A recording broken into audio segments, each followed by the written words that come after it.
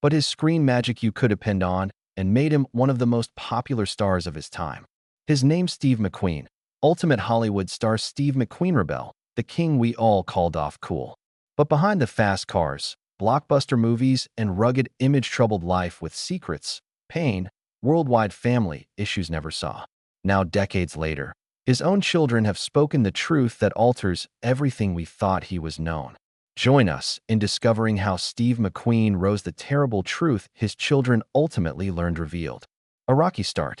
Steve McQueen's story predates fame. Fortune or Hollywood fame. His early years were painful, separation, and love search that shaped him forever. To understand man world later called the cool king, we must first examine his childhood struggles. Little guy. Steve's dad, William McQueen, was a stunt pilot at a touring flying circus. His job was risky, daring, and active, but his fatherhood was almost non-existent. William met Steve's mother, Julia and Crawford, but only stayed with her early 1936 months. He left Stevie a baby. That brief relationship started lifelong rejection for Steve. He raised without knowing his father, always carrying the burden of being left behind. The absence wasn't just about absence of parents.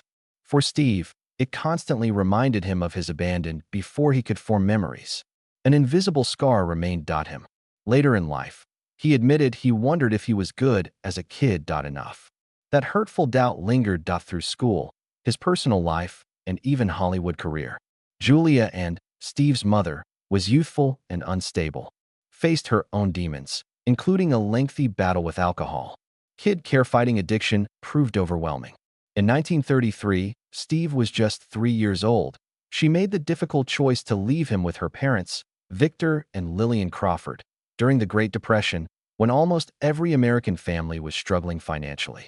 The jobs rare, food scarce, survival took all family assets. Julia's, though heartbreaking, choice probably the only way she believed Steve could be stable. She placed him with her parents that hoped she could help him not give. Steve's new life began. In Slater, Missouri, his farms housed grandparents. There he was also bonded with his great-uncle. Claude was crucial to his upbringing. Steve knew Claude, highly regarded.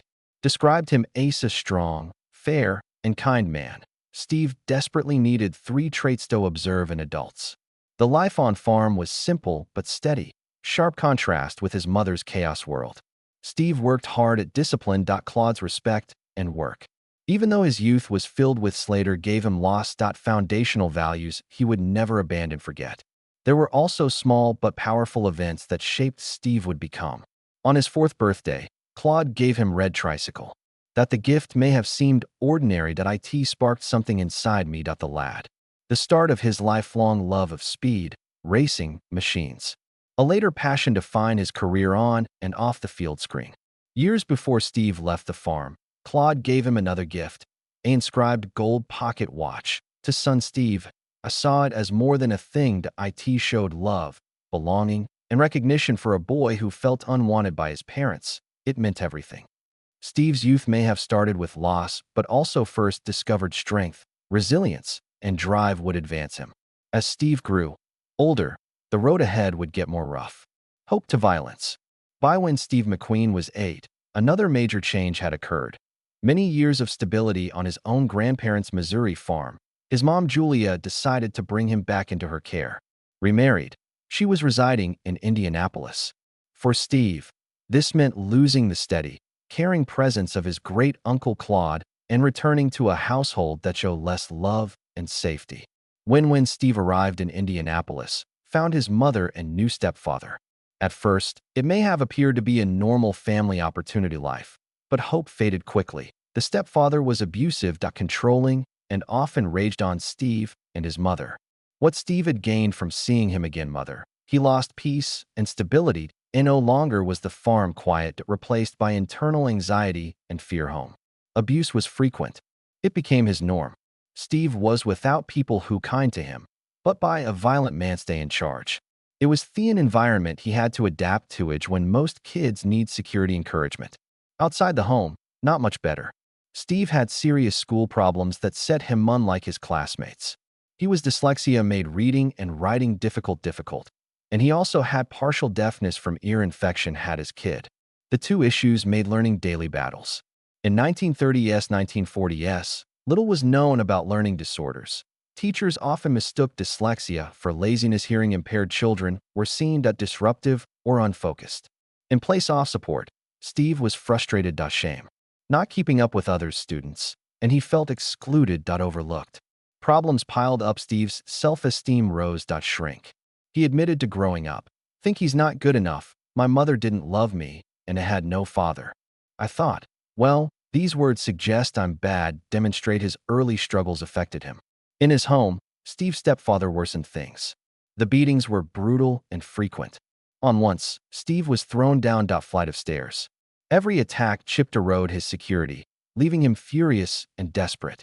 There came a point when Steve was fed up. In one violent encounter, he looked stepfather in the eye and threatened, saying, "You dumped your stinking hands on me again, I'll kill you." That bold statement showed the mixed fear and defiance in youth boy. His patience had run out.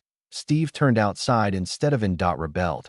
Left home often to wander streets where he was accepted among gangs. These groups gave him the sense of belonging lacking a thome. Even though it got him into trouble, he started petty hubcap theft, causing mischief, and pushing limits the law. The beginning of a pattern. His mother felt she could not control him. Crucially off discipline. When Steve McQueen is a teen, his home behavior and street life had deteriorated. Control. Parent and stepfather, unable or unwilling to manage him longer, declared him incorruptible. That their word when they went court and arranged his shipment away. The decision put Steve in the Junior Boys Republic of California Reform School Chino for troubled youth boys. This move would test him. He never expected it, but also make him stronger, younger, more disciplined. The boys, it was rough and Republic, restrictive and unforgiving. Designed to teach responsibility, strict rules, and shared penalties. It was bungalow life, with other boys who worked together, forced whether boys liked it or not. If one failed, everyone failed. Group paid. Steve, who had accustomed to defiance authority and acting independently, a major change. Now he was part of a system where his actions directly affects his peers, and they ensure he got it. At first, Steve struggled to fit in. He got in. Fought, tested boundaries, and clashed according to school rules. Other boys quickly reminded him their consequences of group disruption. I got my lumps, Steve said. The boys made those lumps. Themselves, who disciplined their way to ensure everyone did their part. When Steve left, Boys Republic at 16, a different boy then arrived. The discipline, structure, peers' accountability made him grow. He learned responsibility and participate in society. Years later, he simplified, paid my dues to their peers. For a boy who felt abandoned, unloved, and angry, this change was crucial. The reform school gave him a foundation spent his life missing. It didn't erase his past pain, but it gave equips him for the future. But even with this new discipline, Steve's journey was unstable. His restless years were ahead and into worse places. Circus, crime, and chain gangs.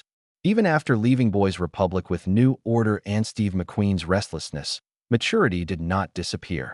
By age 14, he wanted to leave. Farm life again. This time, he did not say goodbye. Just left, seeking freedom wherever it may lead him. Steve joined the circus at 14. Short term. He saw it as an opportunity to escape routine and seek something that made him feel belonging. The circus gave him adventure, but unstable, he reverted to his old ways. Habits, returning Tola. Steve returned to city life that returned to his only world besides family, gangs. These groups welcomed him, but also entangled him in crime. Petty theft, mischief, and car parts became his norm. He wasn't simply defying authority anymore, creating a pattern behavior that could have landed him in prison forever if continued. Steve soon followed. Actions caught him. He was arrested for theft. A turning point could have led to legal trouble. Instead of being given, he fully committed to the system. Returned to stepfather.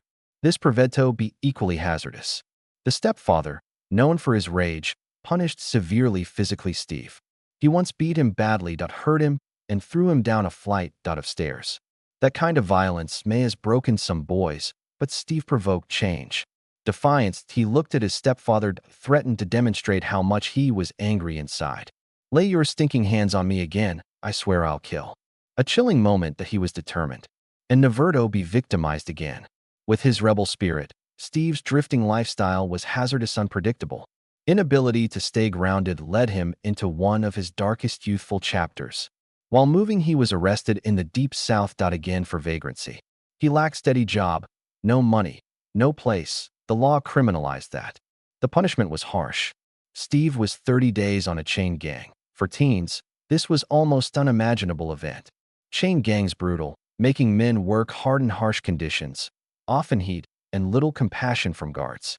Steve learned another lesson: how unforgiving the world can be. That he saw its raw, punishing side.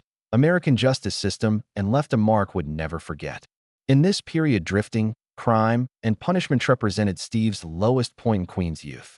Even here, his story continued because he would head toward the military. That's where everything change began. Enlistment at 17. Steve McQueen lived through more instability than most people face in life. He had been abandoned, abused, and jailed, drifted from uncertain place to another. But in 1947, he moved to add structure and discipline to his life, enlisting in the U.S. Marine Corps. Because he wasn't at 18, he needed his mother's O to join. Despite their troubled past, Steve started a chapter after Julia agreed. That would be difficult and transformative. The journey of Steve Marine began at South Paris Island. He endured boot camp in Carolina. Every recruit struggled in boot camp. But for Steve, who always refused authority, was especially difficult. The physical training was hard. Military discipline clashed rebellious spirit. For someone who had grown up resisting rules, being forced to comply undoubtedly difficult. As Steve didn't adapt as expected, he challenged authority and broke rules more than once. Over time, he was demoted 7 times, clearly showing how often he tested patience off his superiors. One of the most serious incidents occurred when Steve went crazy after a weekend off-pass. He avoided returning when expired. He spent 2 weeks instead with Barbara Ross, his girlfriend. The Marines took this seriously. When finally, Shore Patrol caught up, Steve fought arrest, making his escape. Situation worsens. For this offense, his brig sentence was 41 days. Military prison. A young man who had seen reform inside school, a chain gang, prison, nothing new. But this time, it had a deeper meaning. Steve learned that Marine rules couldn't be changed. Ignored. The penalty was severe. It made him reconsider his path was on. The turning point for Steve wasn't from punishment, but from some act bravery. In an Arctic drill, tank carrying Marines nearly broke ice. The situation was life-threatening, but Steve acted quickly, risking his life to save 5 Marines, pulling them from the sinking tank in time. This moment earned him fame, respected by peers and superiors. It showed beneath the stubborn surface, Steve was brave, leadership, and stepping up when it counted. His honor discharging in 1950, barely years after joining. Reflecting on his time in uniform, Steve credited the Marines transformed his life.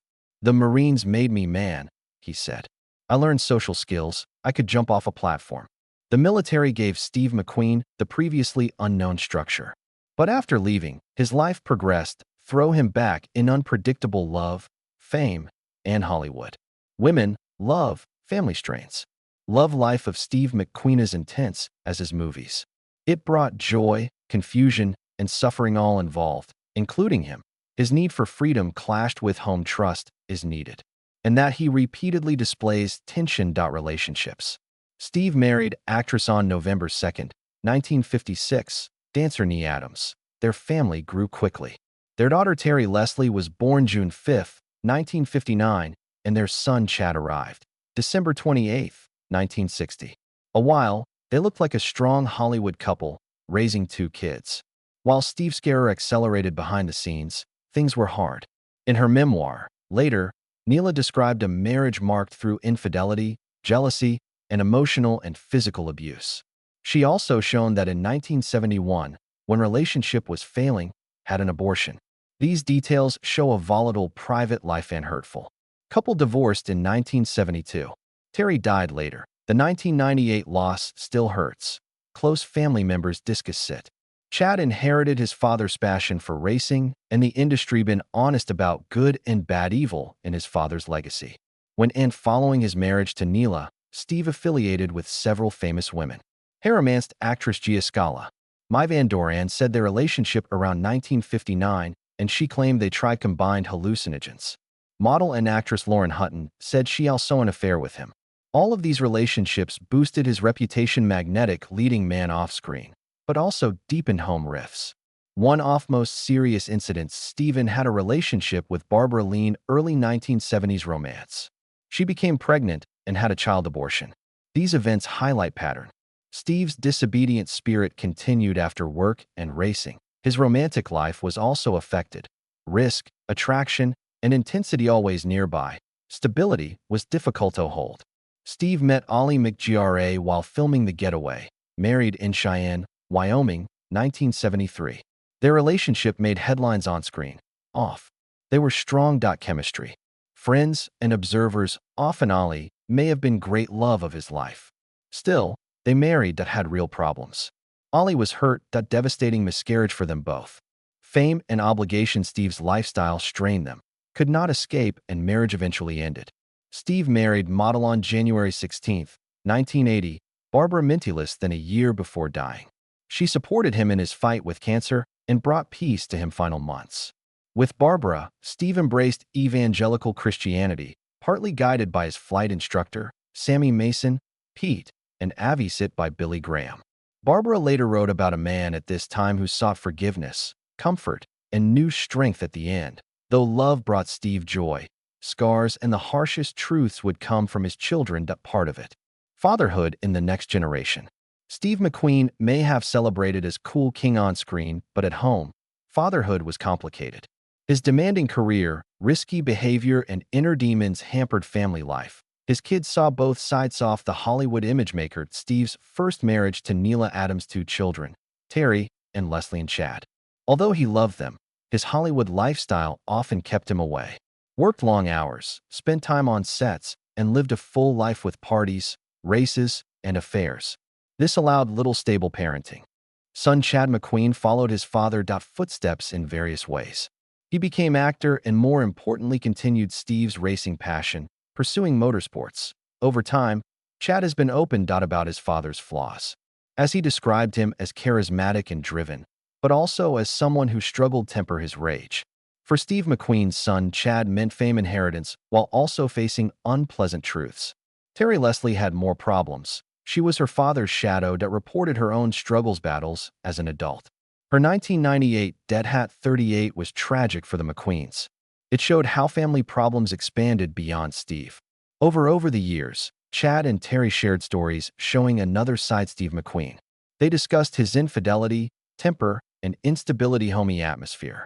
The accounts painted a different picture. Cool, confident figure the world loved in screen. They showed a man who severely flawed, volatile, and failing to provide stability his kids needed.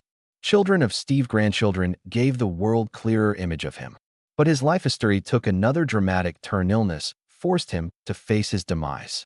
Disease, asbestos, and desperation. By the late 1970s, Steve McQueen appeared unstoppable. That world outside. He kept working, still racing, and carrying cool rebel from Hollywood. But he was healthy behind the scenes, starting to collapse without fame or money could protect him. In 1978, Steve developed a chronic illness. Cough. He initially thought it was only years of smoking caused it, so gave up cigarettes. But quitting didn't help. Eventually, he became short. Time deteriorating breath. Doctors thought it needed antibiotics. Nothing seemed to stop the infection that ameliorate his condition. In December 1979, after finishing The Hunter, Steve finally got a proper diagnosis. He had pleural as tests revealed. Mesothelioma, rare, aggressive cancer affecting lung lining. There was no cure.